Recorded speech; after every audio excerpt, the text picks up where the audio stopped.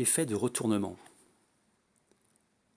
Chaque jour, je suis fasciné par la puissance transformatrice de l'esprit humain.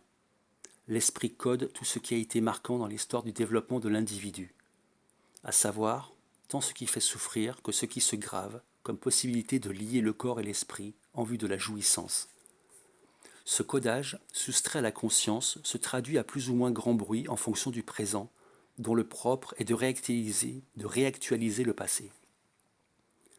L'écho muet de ce codage se diffuse dans les comportements inappropriés, dans les ratages, dans la gamme des émotions, dans la palette des sensations, dans les douleurs de l'esprit et du corps, dans les maladies. Ces différents codages, source de toutes les barrières mentales, peuvent se lire en libérant l'individu de sens soustraits à sa conscience, qui l'agissent et l'agitent en sous-main, à l'instar d'un prisonnier. Une femme se fait agresser verbalement, très brutalement par son compagnon. Elle reçoit ses dires sans pouvoir articuler un mot, tant elle est surprise par la violence. Elle arrive défaite en séance. Elle veut que je voie à quel point elle est mal, afin de pouvoir réaliser sa souffrance et cesser d'accepter n'importe quoi pour être aimée. En racontant ce qui s'est passé, elle se rend compte que son conjoint a retourné la situation en se posant en victime offensée. Par quoi elle s'est fait retourner, elle s'est faite métaphoriquement sodomiser au point d'être sidérée par le choc et d'être dans l'incapacité de penser dans un premier temps. Ce retournement de situation est tel qu'il lui donne même l'envie de le récupérer, quitte à ramper et à s'humilier. En bref, il lui donne envie d'y retourner. Nous voyons qu'à la base de ce circuit actif, il y a le retournement, à savoir la confusion de l'emprise et de l'amour. La faute est retournée entièrement sur elle et elle la reçoit au point de devenir rien. Dans une analyse, tout est à l'œuvre et tout parle.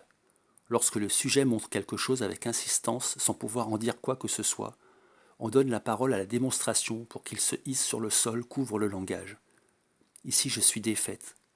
Je suis défait, incompréhensible.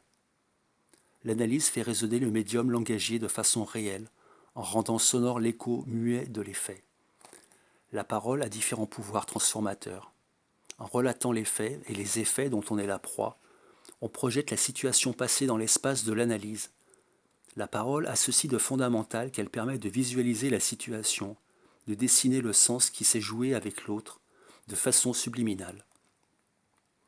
En parlant, la personne voit la position dans laquelle elle a été mise sans recul, ici au point d'être sidérée, sciée, tellement elle a adhéré à ce qui a été dit. De plus, elle repère la place où inconsciemment elle a mis l'autre, au Dieu, à la place d'un Dieu. Nous pouvons ainsi remarquer que si la parole permet de dessiner visuellement le sens de ce qui s'est noué dans le corps, en démêlant la part du sujet et celle de l'autre, par la parole se découvre également la voie rapide vers le sens capable de dénouer le lien de cette cause à effet de façon saisissante, l'ouïe. En remontant le sens interdit de l'intimité, où bouillent les anciennes douleurs prêtes à se réveiller, on découvre le sens interdit des mots qui révèlent le leurre de cette douleur liée foncièrement à l'adhésion, à l'autorité.